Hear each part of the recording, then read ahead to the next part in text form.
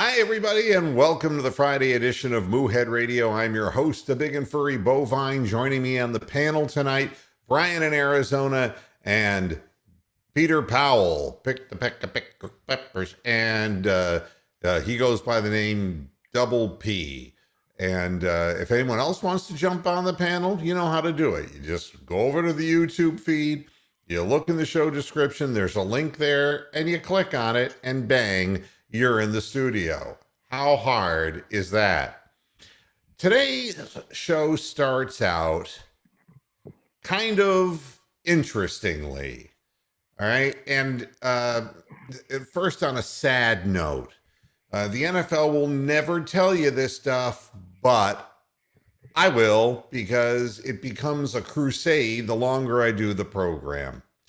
Browns legendary kicker Don Cockcroft moves back to Colorado after Alzheimer's diagnosis.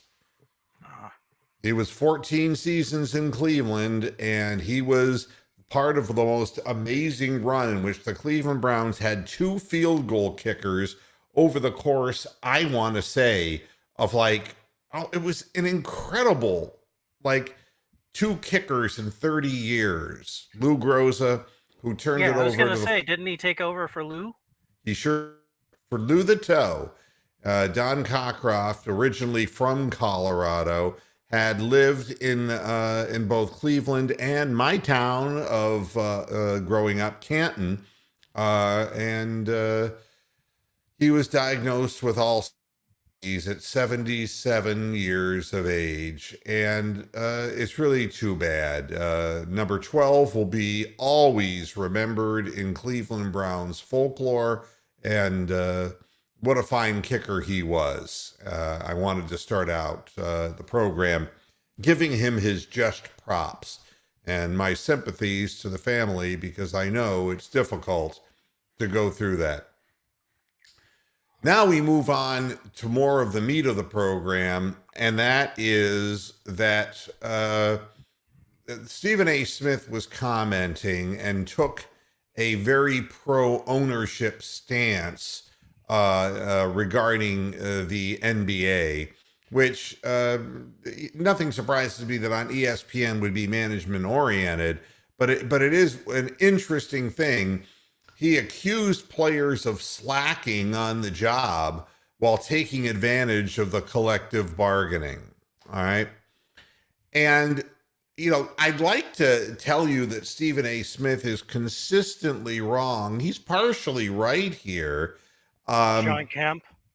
But, quite honestly, the problem is the owners are making their living and marketing the league that is seemingly benefiting themselves, raising prices of tickets, players incredible amounts of money, and then making, amongst the laziest of them, the biggest names and the biggest draws and the poster boys of the league. Now, I have some different points of view about, with the All-Star game just around the corner, who are the big names now in the NBA, as LeBron James is an old guy and his team's losing, the Russell Westbrook is a thing of the past. You can have confidence from within 15 feet of the basket. James Harden, quite honestly, having been traded at 32 years of age, not seemingly happy anywhere. So who are the names? And the first name was last year's defending champion, Giannis. All right. And, the guy, the Greek freak, 6'11", handles the ball, goes to the basket, has incredibly long strides, and when he gets to the hole, he wreaks havoc. All right. But boy, this I'm going to take shit for. If Giannis worked half as hard as LeBron James did on his game, he would be going to walk into the Hall of Fame just like that. I mean, he would be one of those players who would just be one of the greats of all time. Instead, what we get on Giannis is no improvement in critical areas of his game. The guy's been in the league since 2013, so there ain't no fucking reason. I mean, you know, I know that Cleveland fans hate LeBron James because they hate the Browns, or they hate Baker Mayfield, or they hate their mothers and fathers, they hate their lives. But the fact of the matter is that LeBron James, when he came into the league, was a 42, 43% shooter, and they said he would never shoot anywhere near what Michael Jordan did because he could never be a 50% shooter. But that's hard work. LeBron James avoided injury for so many years because of his work ethic of doing constant yoga and stretching. And he physically rebuilt his body. I mean, and then he stopped taking the pills and the shots, and he, you know, but we saw little LeBron, big LeBron, and then back down to normal LeBron. But the fact was, LeBron was a prototype player, much like Magic Johnson was a prototype player.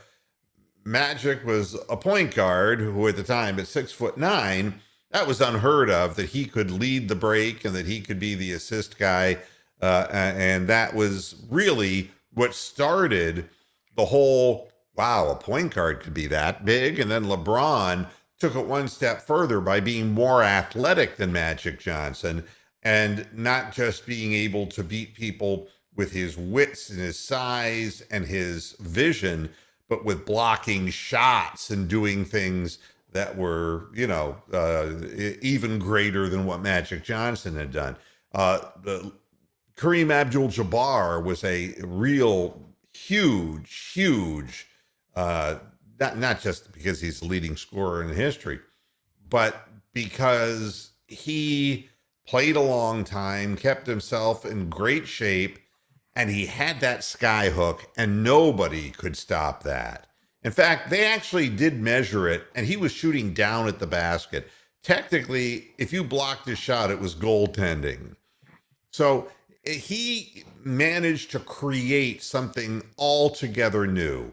Giannis, on the other hand, came into the league a lousy three-point shooter, and he's still a lousy three-point shooter. This guy this year is shooting under 30% from the three, and he calls himself a fucking guard?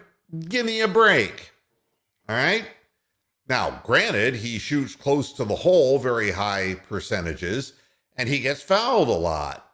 But he's only a guy with a free throw percentage in his last 3 years of 63%, 68%, and 71%. He's never gotten better at the free throw line. Now, these are things you can fucking practice. You can become a better three-point shooter, and you can become a better free throw shooter. We get just down, ask Reggie Miller and Mark Price, two of the best that ever did it. I mean, the fact is you got to put the time in. And, you know, we get down on Isaac Okoro because Okoro can't shoot threes. He shoots them better than Giannis does. All right. But the league is going to fawn all over this guy. But look, he can't hold a candle to Durant. The tarantula, I mean, if you look at who's going to be looked at in the future as the greatest who've ever played the game, you look at a guy like Durant, who continues to shoot 52, 53, 53% from the floor, and 3 points anywhere from 38 to 42% from behind the arc, and he's 6'11". You see, it's to me, if you're going to get down on the league and say the owner's got to come in here and do something about this laziness problem, I'm going to bring Tony in here. Hi, Tony. Hello. Didn't mean to keep you waiting. But if you want to get down on who's lazy, the answer is Kyrie Irving, You wanted him as your poster child. Don't look at me. Don't look at me. I mean, Kyrie Irving doesn't want to do this, doesn't want to do that. He won't play at home. He won't, he's been nothing but a pain in the fucking ass. He's talented. Nobody will question that. So that's what you bring together is your big three. You get Durant, who purposely went to Golden State years before because he realized that Oklahoma City he couldn't do it himself. Then they turn around and they ship him on over to Brooklyn, and the championships never came to Brooklyn. And they had the big three. And this whole thing of owners, I say owners are lazy. They're making so much money, they can afford to dwindle their bench players and their role players, and they end up hiring people and paying them extraordinary amounts of money so they can get the big names to come to their big city. But that's a lazy way of managing. And it really doesn't keep you in the driver's seat for very long.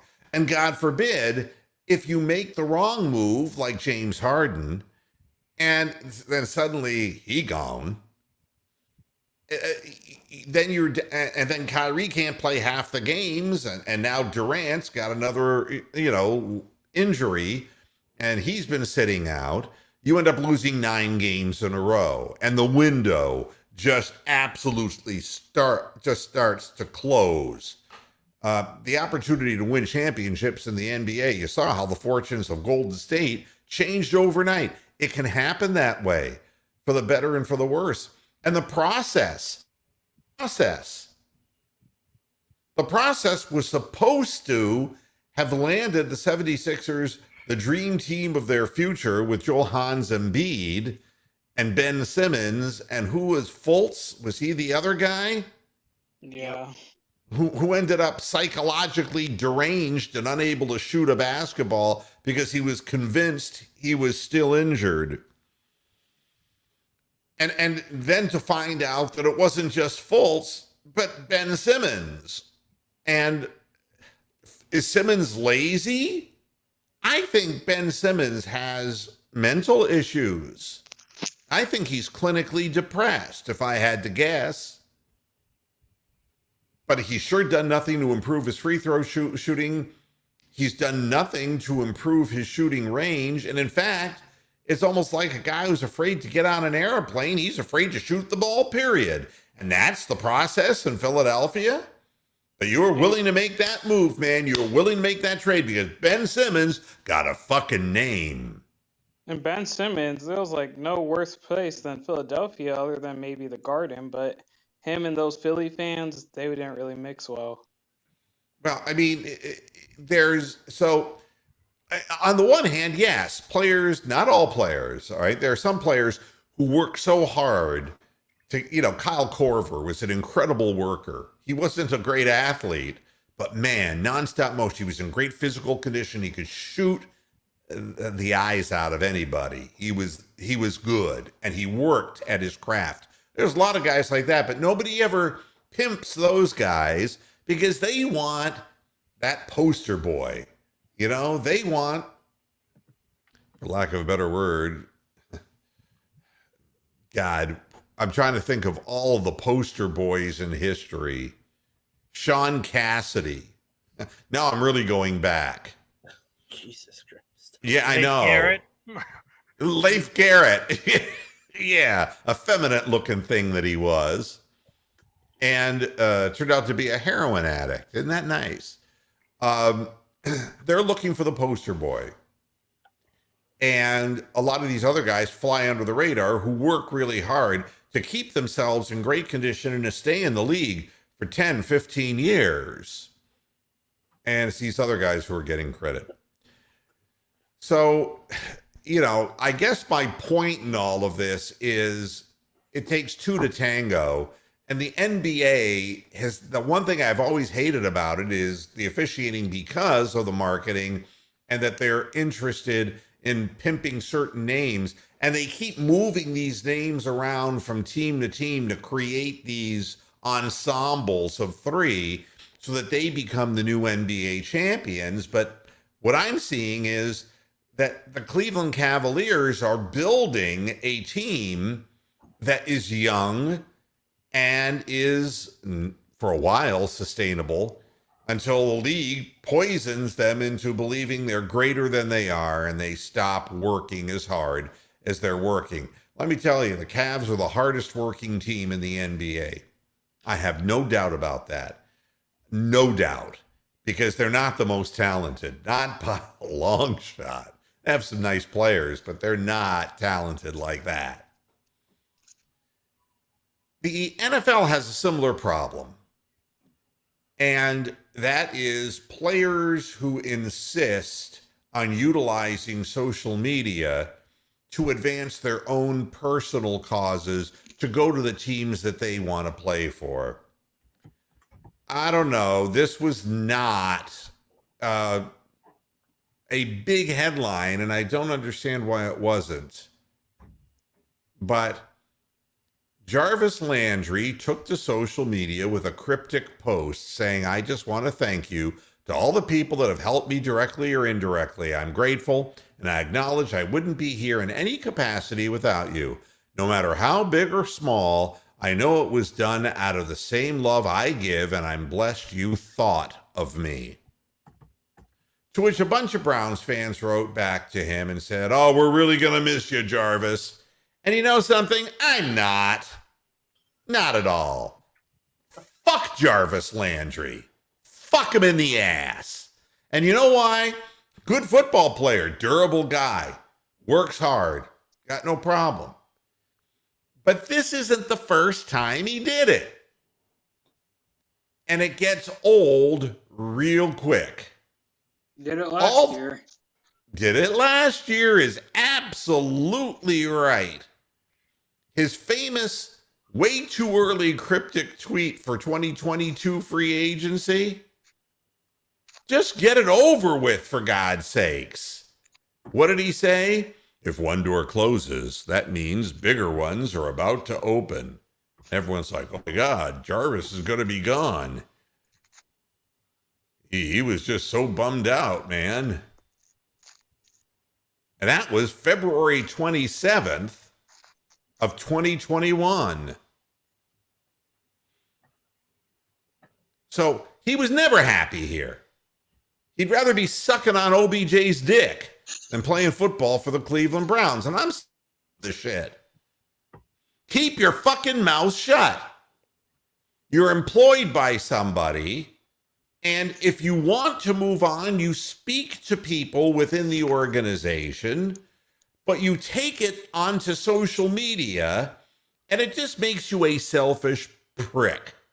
That's what it makes you. Not a prick, a prick. That's a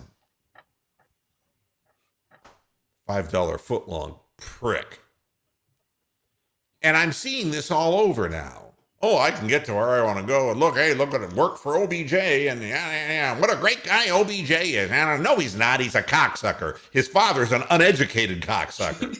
I get really sick and tired of these people, and I get just as angry at management because the guys who Stephen A. Smith are going, yeah, come on, man. We got to rally and make these players work harder. The fucking Sacramento Kings just got rid of Halliburton, their best young player. The Kings, who couldn't afford to give up anything good, did anyway. I mean, if a team isn't interested in winning, if the ownership is not interested in winning, Mr. Dolan. But the NBA is going to make the market think they believe in winning because look, we got Domantas Sabonis, and Yeah, like he's an all-star. We got you're right, exactly. For whom, you know? And but that's the thing. The poor get poorer.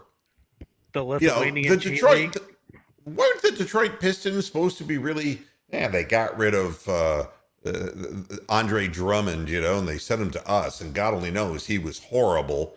And they're going to build up. What have they built up? They got Cade Cunningham, and Cade Cunningham is going to be forced to just chuck up every bad shot you can imagine because there's nothing around him.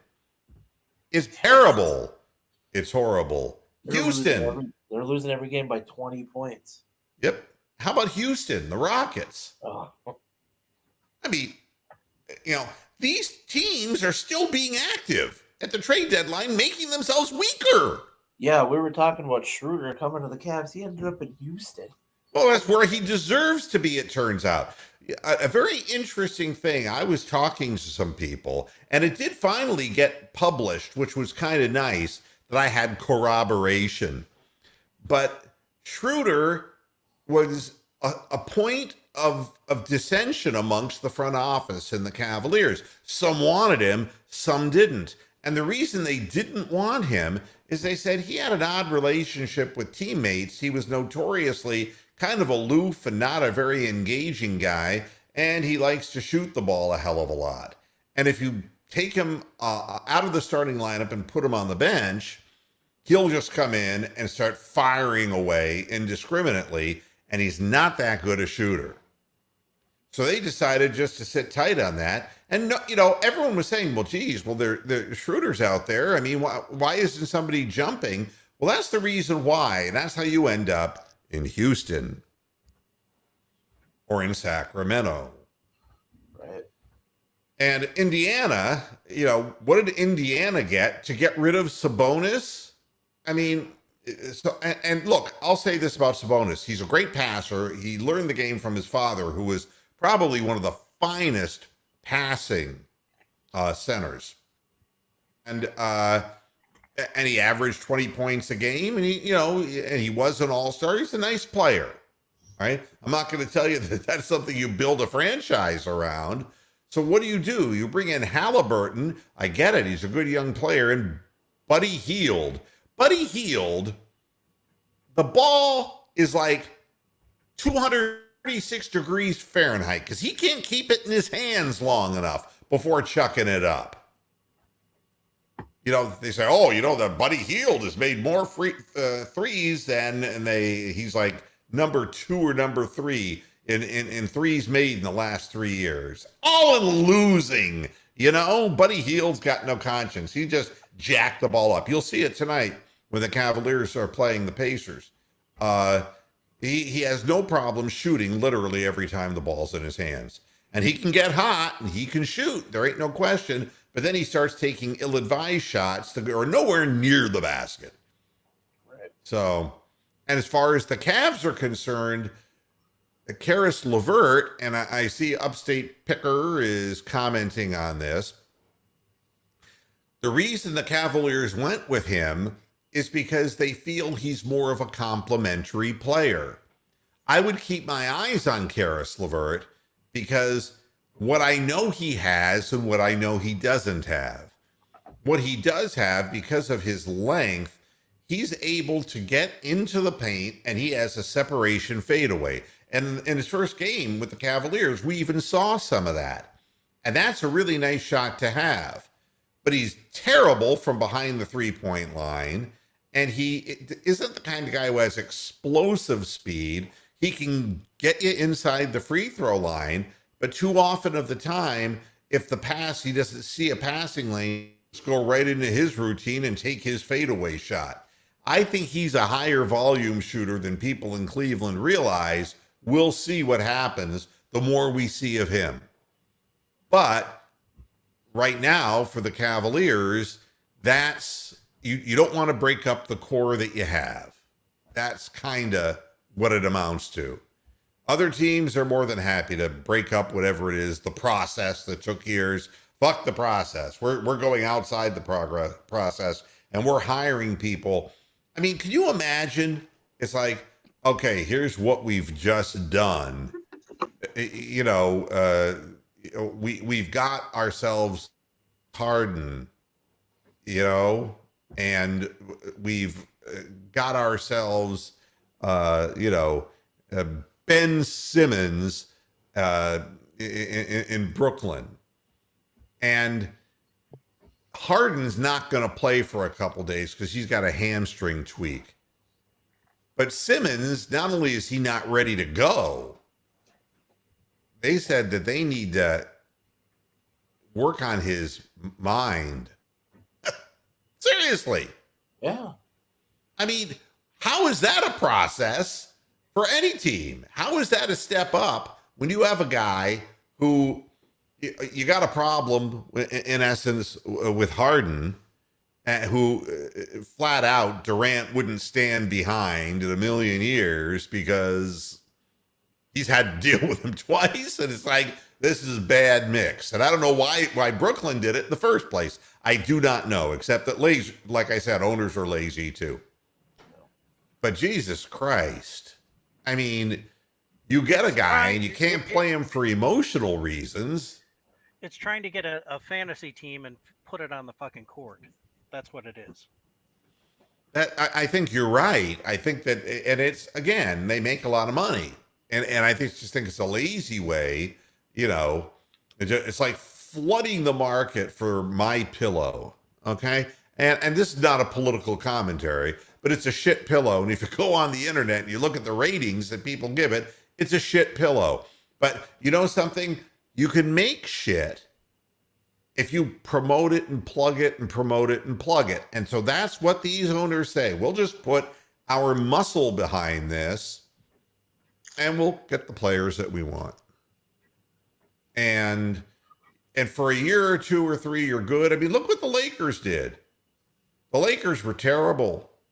And then they said, oh, you know, we're in the LeBron sweepstakes. We got him. So now we're going for broke. It doesn't work out that way with 37-year-old guys.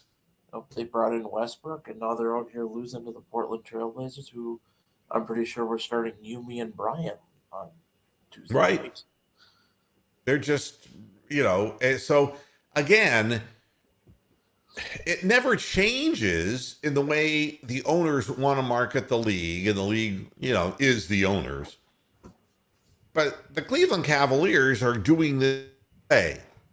The problem is that without having that household name, you never see them on television. They never get any publicity. And it's harder to win because it's harder to get the critical calls when you need the critical calls. But I so much would rather watch a real team play than watch LeBron pound, pound, pound, pound, pound, or Harden pound, pound, pound, pound, step back 27-footer. You know, I hate that. What's the use of having 5 men on the floor, for Christ's sake? Right.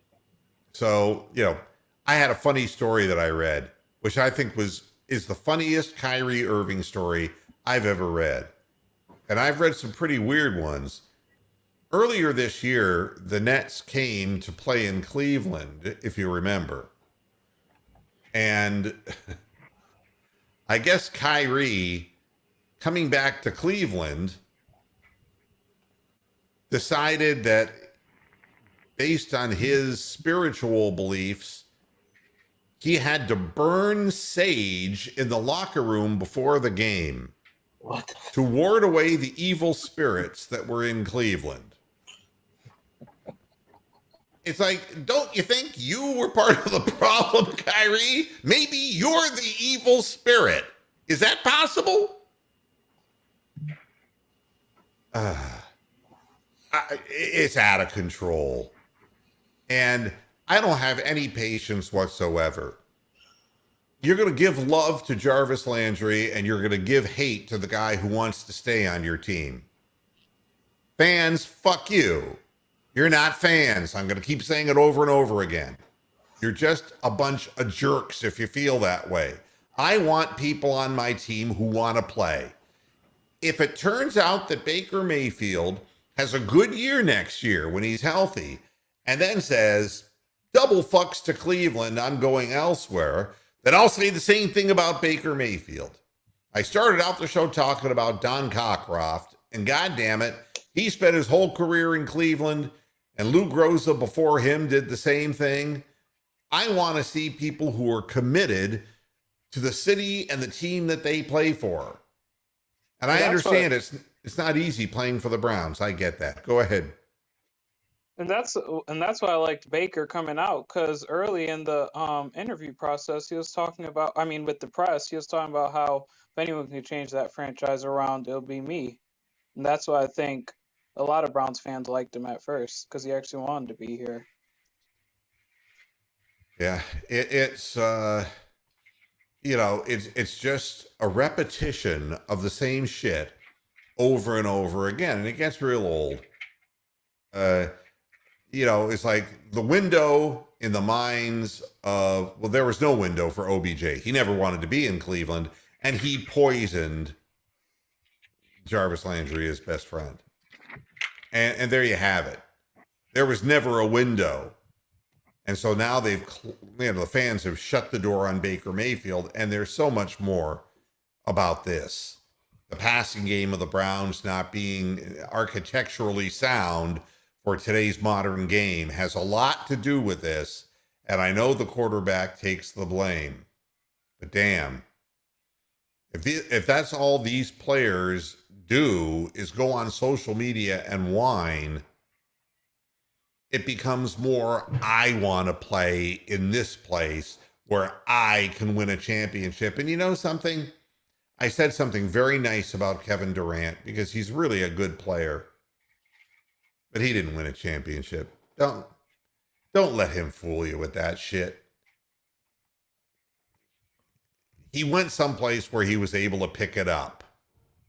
Give me a break. That team was so stacked and loaded, they could not lose. I want to see people who build teams up from the ground up, and if there is such a thing as a process, for it to work to its logical conclusion. But it takes strong, committed people. Darius Garland came in. He played 5 games at Vanderbilt. That's it. And Vanderbilt isn't exactly the biggest program you've ever heard of in your life. Good school, by the way. And he did have lineage. Of course, his father played in the NBA. But Darius Garland, I mean, when he was a rookie, everyone was paying attention to Colin Sexton. But look what he did in his 3 years and how he's improved his ability to assist, his choice of shots, how he composes the team offense and has become the facilitator. It takes work. And all Colin Sexton did was keep on working on his offensive game, which I think is pretty impressive, but he never made an effort to play a lick of defense. And I'm wondering what's going to happen when he's healthy to play next year. What are the Cavaliers going to do with Colin Sexton? Because this team is built on a scrappiness because they don't shoot all that well, but they hold teams to lower point totals. And if they have a spurt where they do score a lot, that means a lot because their defense is a lockdown defense. I want to see it with Karis LeVert. Again, tonight, Darius Garland is not playing. We have a back-to-back.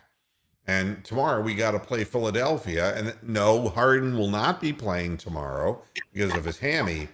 But playing back-to-back in Indiana, you rest your guy, and then you go at the 76ers in Philly the best way you can with as full a deck as you got. So we're going to be playing without our playmaker, and that's going to force Goodwin and Rondo again.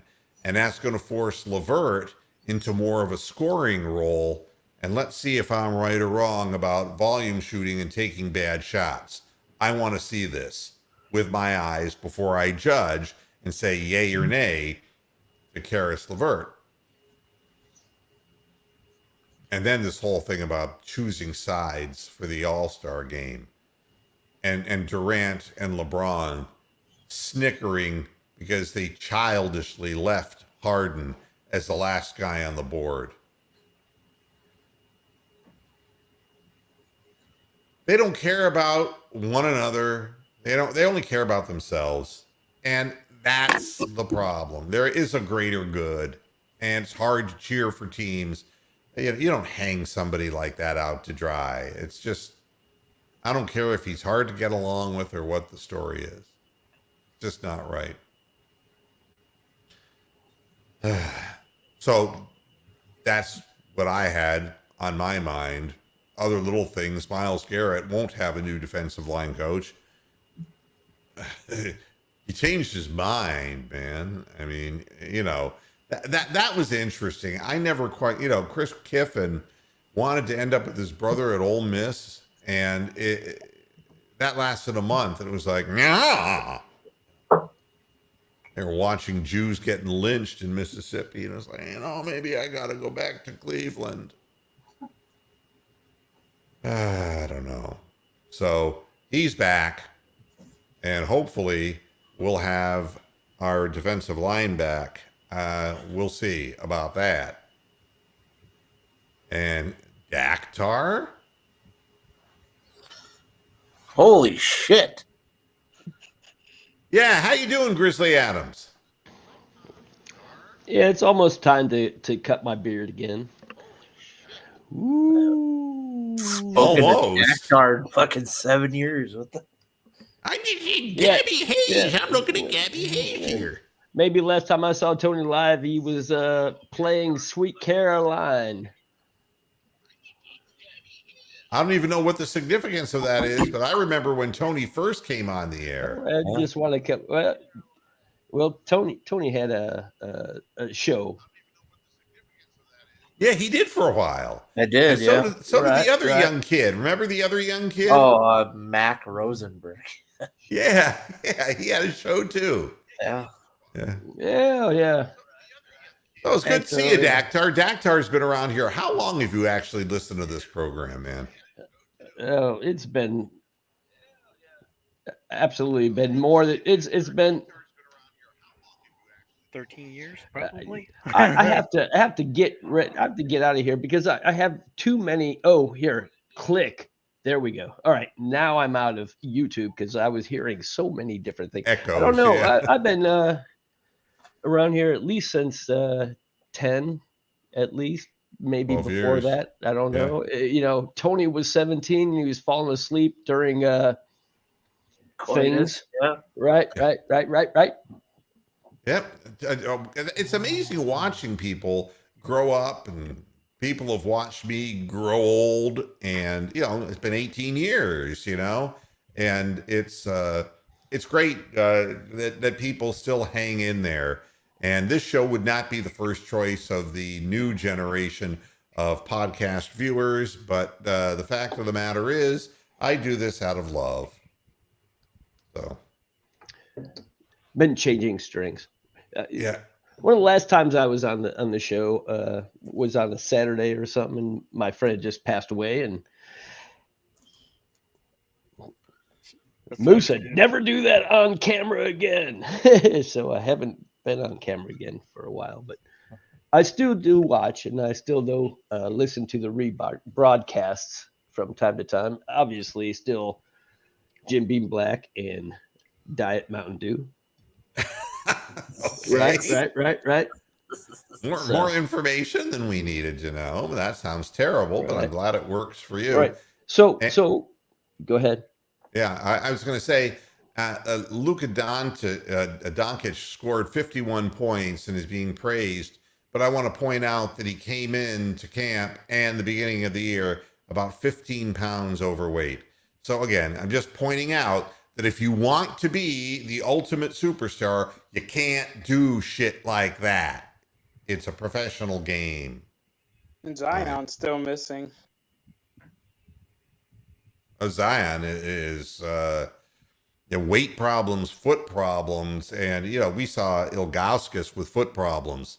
Sometimes they don't come back from that. That's the other thing. The Pelicans, my goodness, What are they doing? They're really not doing very well, and that's not only the whole Zion thing, but they're moving players too. And poor Larry Nance Jr., I mean, who's a really good guy. From everything that I've heard about him, he's a really good guy. And, he stuck in with Cleveland, and then he thought going to Portland, what a great opportunity. And then Dame becomes lame, and it's gone. The whole thing is just toast. And then he gets moved where people die, which is in New Orleans. And I'm convinced And I keep mistaking the Pelicans and the Kings because they're forlorn organizations. Yeah. And our former general manager of the Cleveland Cavaliers, whose name somebody David told Griffin. me is David Griffin, right? He thought he was a genius, and he hasn't been able. He had his own process, if you remember, and that just hasn't worked out at all. Yeah. So He's a victim of Zion Williamson Burger King, as Papa Burl would say. Yeah, well, I mean, Right out of the fucking league. And it's really what's interesting is, the headline: Brooklyn Nets Steve Nash wonders what could have been with the big three. And the answer is nothing could have ever been. It didn't work in Oklahoma City with those two players, and you bring in another problem child. It isn't so easy. The Celtics were supposed to be the next big thing. And the Celtics right now, they're starting to win.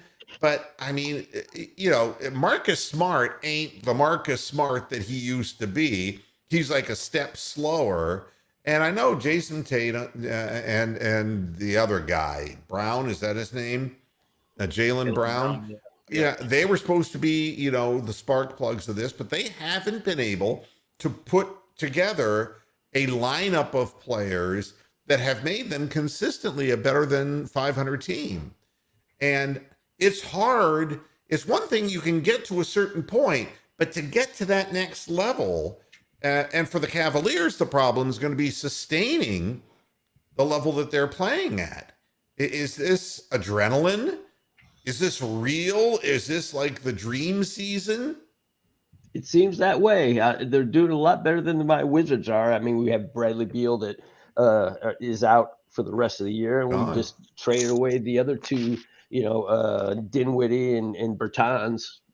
And they traded. We get Portico, whatever his name is, Portico. I don't think that they're going to do anything this year. So I mean, it seems like they're just posting it in. So the Cavaliers are doing well. Ride it to see what happens. They're like at the very top of the East right now, correct? Like one or two. Well, they're within a game and a half, and the Heat are and I think Spoelstra is a good coach, and I didn't necessarily feel that way when he was gifted LeBron James through the tampering process of getting him from Cleveland to South Beach. But the truth is Spoelstra's done a really fine job coaching that Miami Heat team, and they're at the top right now. They're like 36-20. Well, the Heat have always tampered, if you remember back when they Lakers. Had, even before that with Howard. No, not Howard. I can't remember. Anyway, I'm going to turn off my mic and just watch. Okay. All right. But again, it isn't so easy to just grab a bunch of name players and put them together. And as LeBron James finding out, 5 guys playing hard, playing together, whether it's sustainable in the NBA because of the money and because of the temptation and the way the league promotes itself. Everybody wants to be that next guy, and you can't blame a guy for wanting to have his own shoe, to have his endorsements. You can't blame them, but you hope that the players that you get and surround these young people with, and I was talking to Ben, who was the former proprietor of RealCavsFans.com, who's a friend of mine and who has a lot of good insight. And he had a really great idea. And he said, as far as the off season, whatever happens this year, this has been just an incredible ride and a lot of fun. But you get Evan Mobley and you get him working out and building up strength. But you got to bring in some people. Bring in a Kevin Garnett. Bring in an Akeem Olajuwon. Bring in a guy who's been there, done that, who can tell him these are some of the things you need to do to take that next big step. He is right now the rookie of the year as far as in all the different ways that he is impacting a basketball game. But the bottom line is that second year, there's supposed to be a second and third year leap. There's a lot of things that Evan Mobley still can't do. He doesn't handle the ball well. He turns the ball over. He's too much head and shoulder pumping fakes instead of going up strong with the ball. He needs to improve his free throw shooting. God only knows. He's got a lot of shit to work on. He's got to improve his shooting range. He's, for a 19, 20-year-old kid, very, very good. But I want to see him become really, really, really good. And I think that it's not a bad idea to get him with some people. And Garnett would be a great guy, don't you think, Tony? I mean, Garnett was a tough guy who understood what it took to really bring teams together and play hard defense and play hard on the floor all the time. Alonzo Mourning would be another guy you could bring in. I'll tell you, if you bring in KG, though, I hope Alonzo Mourning makes me think it was Juwan Howard that I was talking about tampering from the Heat when Phil, whatever the head coach's name was. Anyway, bye. And what were you going to say, Tony? I was going to say, if they bring in Kevin Garnett to coach with Mobley, I hope he can take some criticism, because KG's known to call you a dumb fucking N-word. That's right. He coaches you hard, and it's the same stuff that Jared Allen has asked for. He's asked Bickerstaff to coach him hard. Yep. And these young players need to get tough and stronger and keep them motivated, because believe me, none of them are so talented that they can just stop working at their craft. To try to keep the Cavaliers franchise above 500 is going to be a challenge, because historically, without LeBron James, they're in rarefied air right now. It never happened before. This is the first time. So, they have a lot of things that they have to work on, and there are things that ownership can do to help people out. So, yeah, it'll be interesting to see how the season goes, because that East is pretty much wide open with the exception of Miami. And you know that when it's this close, that, teams that have guys like Giannis and Middleton, who are experienced NBA hands, who have 8-9 years in the league, they know how to handle the moment, and the younger players will tend to freeze. The real question about the Phoenix Suns, as great as they've been, how are they going to perform in the playoffs? And I think they're a wonderful team. They're a fun team to watch, and they're successful as hell. But the question is, when it comes down to those must-win games, having people with a little experience on your team are an important thing. And I don't mean like Rajon Rondo. I'm talking about, most of the guys on the roster, though, are the same guys that just played in the finals against Milwaukee. Yeah. So they haven't had a lot of the turnover. Yeah, and plus they got a backup big, which really hurt them when Saric went out. Yeah.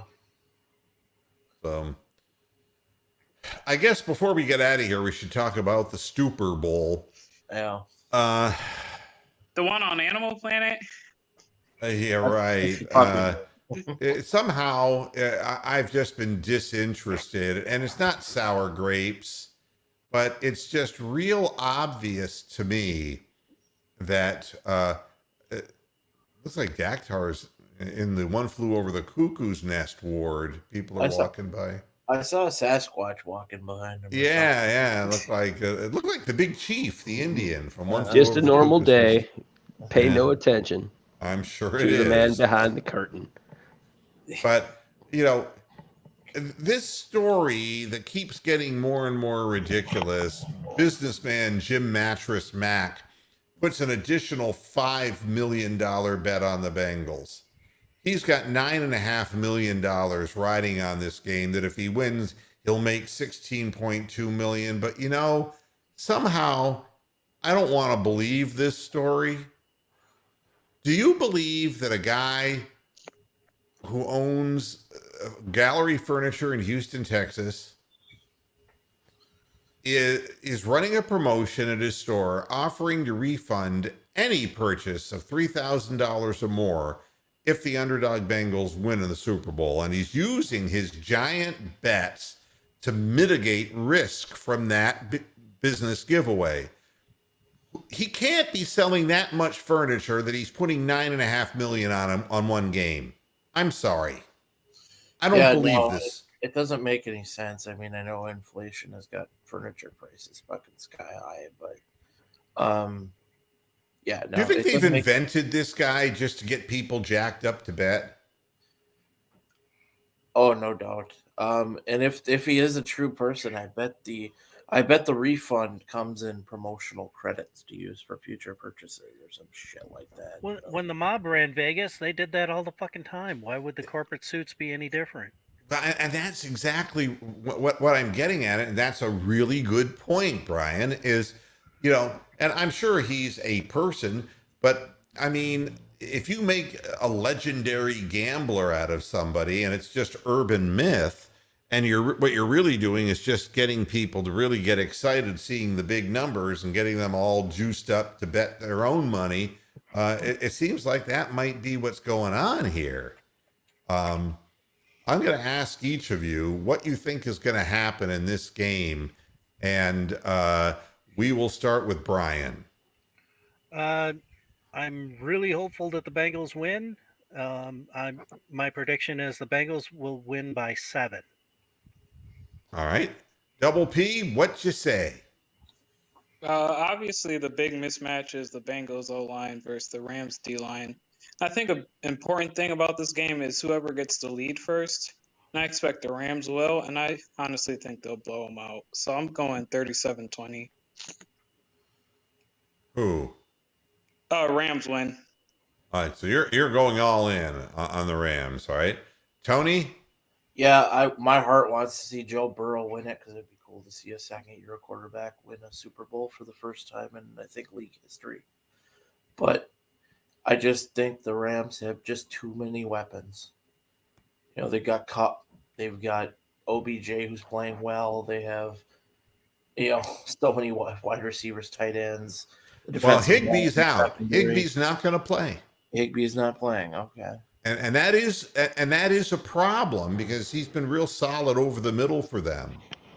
I worry about that Bengals set defense too. Like, are they how overachieving are they this year? You know? Yeah, I mean the momentum is with them, but yeah, it wasn't like that earlier in the year.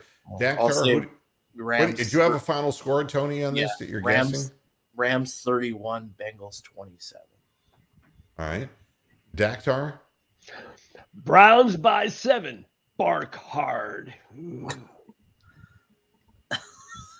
All right. Well, yeah, you're welcome. And I'll take that as a Rams prediction. I was going to say that Higbee's shut down long before Higbee, and you know, Amsterdam, obviously, of was after Northeast Ohio heritage. That was a department store in Northeast Ohio. Higbee is shut down after they hung out with Eleanor Rigby. Oh, that's a terrible joke. Yeah, and it was Higbee's and Hallie's. Hallie's was where Mr. Jingling lived. It's all Northeast Ohio stuff, folks, and it won't leave your head once it's in there. Mr. Jingling was the keeper of the keys, and he lived on Hallie's second floor. You'll be looking for him to turn the key. Forget it. Yeah, you just had to be there. Moving on. Yeah, I know. I have to relate to the Northeast Ohio people because I was there. I would have to turn the speakers on so my mom could hear that. There you go. Yeah. I mean, everything was... Okay, do it again. Mr. Jingling, how you tingling, keeper of the keys. On Hallie's second floor, we'll be looking for you to turn the key. There you go. All right. It's right up there with the Lawson's Big O orange juice jingle, which I've done many times. Big O. That's it. So here's the deal. The league is really putting a lot of weight on Joe Burrow. And they want him to be the next great thing. I don't think there's any question about that. And if they could make a legend out of him now, that would be a much more sane business move than a 14-year veteran who hasn't done anything. All right. I actually saw an article that said, do you think that Matthew Stafford has Hall of Fame numbers? And it's like, oh, please. Don't even go there. I mean, well, he might be able to make the Hall of Fame. Trying to hype this up into something so that if Burrow wins, he's going to be a Hall of Fame candidate, new Tom Brady. I believe that if at all possible, the Bengals will win. If the league has any way of making it happen, and what I'm not confident about is about Matthew Stafford. If Matthew Stafford gets into untimely interception time, which is something he's done in the past, it could be a problem. The Bengals, if they start out the game like they started out in other games in the playoffs, getting off to a fast start, I think that they'll settle in and they'll be okay. The question is, the sheer weight and gravitas of being in the Super Bowl, who's going to come out more prepared and more hungry? And in the end, I'm saying that the Cincinnati Bengals will beat the perennial loser Matthew Stafford, and that the league is going to step up and declare him Jesus Christ reincarnated. Final score, the Bengals 30, the Rams 24. And I see turnovers playing a role in this. Now, with that said, my common sense tells me that the Rams are a better football team. And better football teams usually win. So that's what I think. And they're from Cleveland. Yeah. If I were to say what I really believe, I say in a straight up game, I say that the Rams are going to win, and it would be like 31-20. That's what I think. But I think I'm giving the league more credence. Got to avoid becoming the next Andrew Luck, and I think that Stafford's going to have two crucial INTs. One in the red zone, and then one to finish off the game. Well, it's all gonna take place on Sunday, and we'll all be watching. Oh, my mom you did get a laugh out of my mom singing the jingle. Ah, there you go. You see, it's part of that Northeast Ohio vibe. And I'll sign off the show today because I got to get out and watch the Cavaliers play in Indiana. See the USA in a C. Miller Chevrolet. Okay, that's right. Northeast Ohio rocks. All right, everybody. Thanks a lot for tuning in, Dactar. Good to see you again. Tony, thanks. Double P, thank you. Brian, thank you. And we have the weekend. We have basketball tonight and tomorrow. We got Super Bowl on Sunday. So we have a full menu of sports. Enjoy yourself. Stay safe. Stay warm. And we'll see you again on Monday. Until then, hasta la vista, Pastor Heads. Good night. See you in the replay, Key.